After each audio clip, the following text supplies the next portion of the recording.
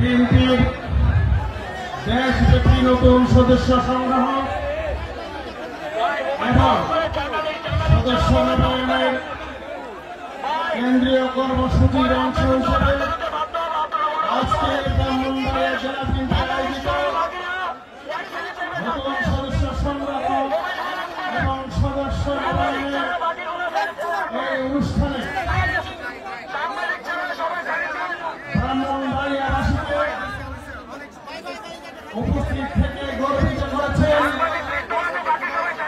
বাংলাদেশ জাতীয়তাবাদী দল জাতীয় নির্বাহী কমিটি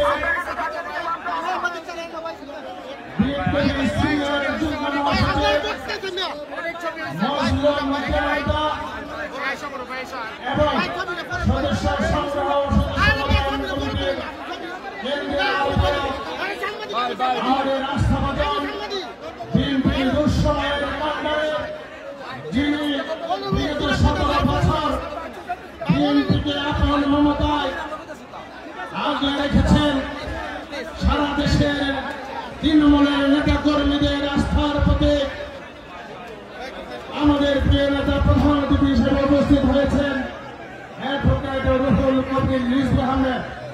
আমরা তাকে করতালির মাধ্যমে অভিনন্দন জানাই। বন্ধুরা আমার, আজকের এই উদ্দেশ্য হচ্ছে বিএনপির ভারপ্রাপ্ত চেয়ারম্যান জনাব তারেক রহমান নির্দেশিত সারা দেশ ব্যাপী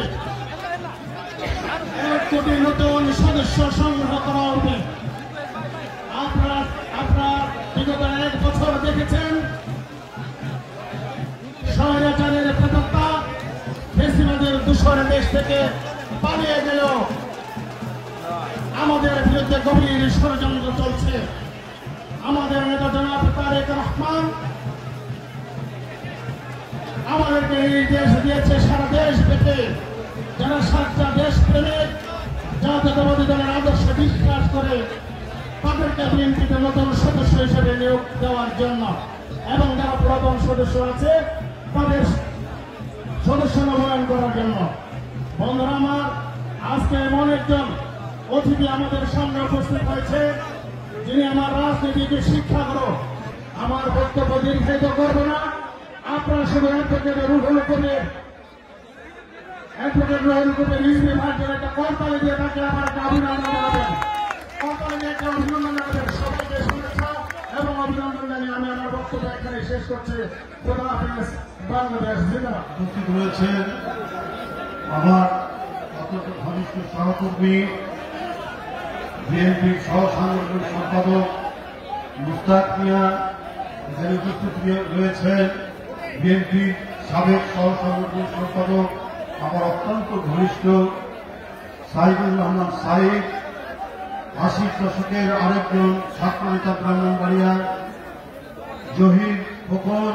উপস্থিত রয়েছেন একজন প্রবীণ জননেতা এই অঞ্চলের কুচি ভাই, সাবেক সভাপতি, সাবেক আহ্বায়ক অ্যাডভোকেট মান্নান ভাই। উপস্থিত আছেন ঢাকা বিশ্ববিদ্যালয়ের অত্যন্ত বরিষ্ঠ নেতা, ছাত্রনেতা, এক সময়ে শিপন। আমাদের যারা আগের সদস্য রয়েছেন তাদেরকে আমরা নবায়ন করছি, নতুন সদস্য হিসেবে নবায়ন করছি। আর যারা আগের সদস্য ছিলেন না কখনোই তাদেরকে আমরা নতুন ভাবে দলের প্রাথমিক সদস্য করা হচ্ছে আমাদের এই কর্মসূচির মাধ্যমে। যারা আমাদের এখানে দীর্ঘদিন রাজনীতি করেন, বিএনপি করেন, তারা আগেই প্রাথমিক সদস্য হয়েছেন, তাদেরগুলো নবায়ন হবে।